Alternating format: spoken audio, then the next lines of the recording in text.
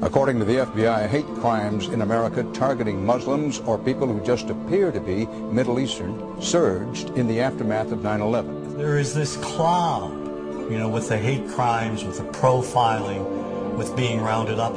Again, I think this illustrates the power of film, that in spite of the reality, in spite of the material that we know to be true, we still embrace the mythology. The mythology is still a part of our psyches. Stereotypes take a long time to wither away. And for many of us, we're comfortable with our prejudices. We don't want to change. We've grown accustomed to this face.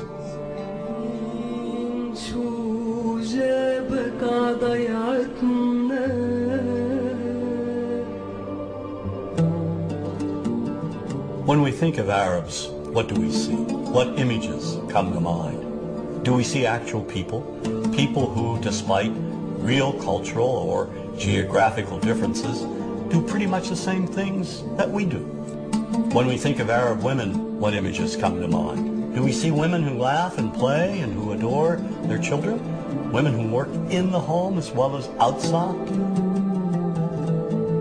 Would it come as a surprise to know that in many Arab countries, a majority of college students are actually women? What's our immediate image of Arab men? Do we see loving fathers? Men who want to provide for their families? What about Arab teenagers? Do we see them the way you would think about teenagers in other parts of the world? Then there's religion in the Arab world. Do we see it as all-encompassing, dominating everything else? Do we know that even though faith plays a huge role in the Arab world, just as it does here in the United States, that it's also true that much of the Arab world is quite secular? When we think of Arabs and religion, does Christianity come to mind? Do we remember that there are over 20 million Christians in the region who have lived side by side in harmony with Muslims for centuries? To their credit, some filmmakers have shown Arabs and American Arabs in all their complexities. An excellent way to shatter a stereotype is through laughter, through comedy. So we have comedians. Comedians have done this historically. Black comedians, Jewish comedians. So we see Arab comedians doing this, and this is one way to release the tension. My name's on a credit card, true story. Guy behind the counter picked up my credit card, sees the Olive Garden, looks at me all weird. He's like, hey, buddy, what kind of name is, that?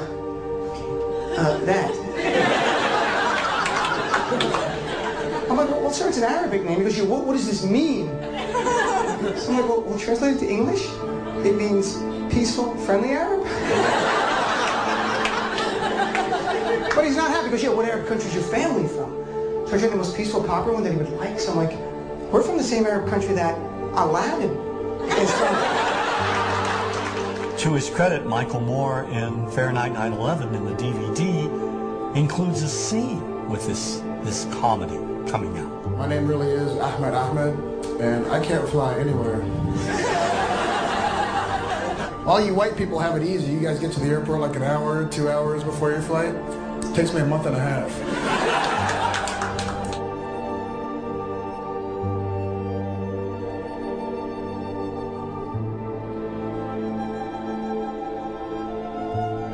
Nous vivons dans un monde qu'on peut critiquer, qui est le monde de la dérision. Vous le savez bien, et dans les médias, je dirais le monde de la dérision, on se moque de tout. Le fait que ça se fasse me satisfait. Parce que ça veut dire que nous avons, qu'on est libre, peu à peu... Il faut qu'on soit beaucoup plus sage que ça, qu'on rentre pas dans ces provocations. Et c'est pour ça que... C'est l'autocensure, ça, Jamel. Tu comprends ce que je veux dire? Si on commence à pas faire de dessin pour pas choquer les musulmans... Non, si on fait... Pour moi, c'est de l'autocensure. C'est la liberté d'expression. Pour moi, la liberté d'expression, la liberté d'expression et le respect font partie, sont mariés ensemble. Moi, je suis pour la liberté d'expression. Mais si je vais blesser une personne, pourquoi blesser la personne? Non, mais si moi j'ai envie de faire une caricature sur Mahomet ou sur un rabbin ou sur Jésus-Christ, il faut que j'ai le droit de le faire. Tu comprends? C'est ça la France. Quand tu sais que tu vas blesser 10 millions de personnes, pourquoi tu vas les blesser? Pourquoi? C'est la liberté, c'est ça. C'est la liberté de...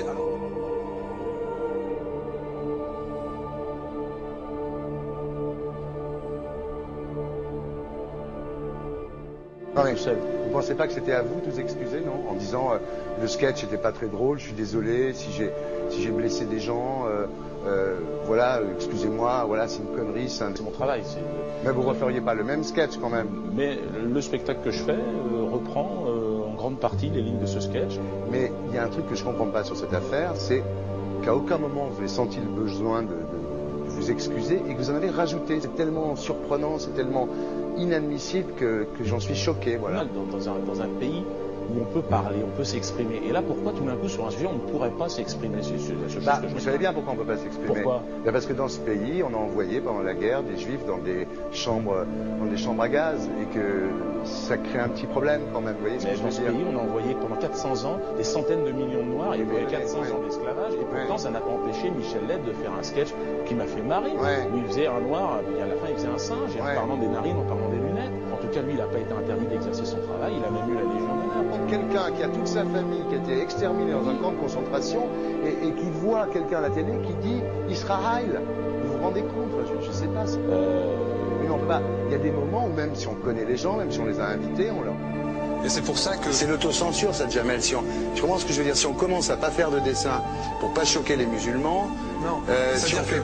Pour moi, c'est de l'autocensure. C'est la fin de la liberté d'expression. Pour moi, la liberté. Et là, pourquoi tout d'un coup, sur un sujet, on ne pourrait pas s'exprimer sur ce sujet? Vous savez bien pourquoi on ne peut pas s'exprimer. Pourquoi? Parce que dans ce pays, on a envoyé pendant la guerre des juifs dans des chambres à gaz et que... Deux poids, deux mesures. La liberté pour tout le monde. C'est-à-dire? La liberté pour tout le monde. Il y a une personne comme Dieudonné qui a fait un rabbin, enfin qui a fait un colon juif, etc. Tous ces DVD ne sont plus dans les pactes. On l'empêche de venir, on l'empêche médiatiquement, on ne le voit plus. Alors que lui, c'est un comique. Plusieurs lois qui ont été faites contre l'antisémitisme. Et moi, je fais un appel aujourd'hui de faire une loi contre l'islamophobie.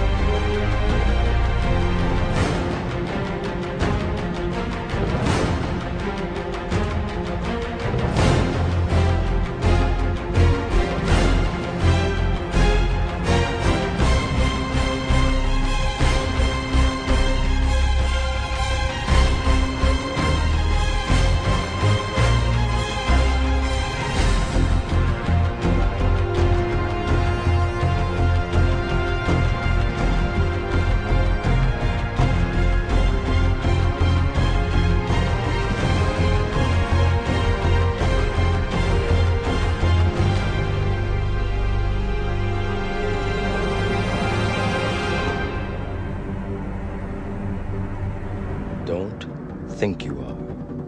Know you are.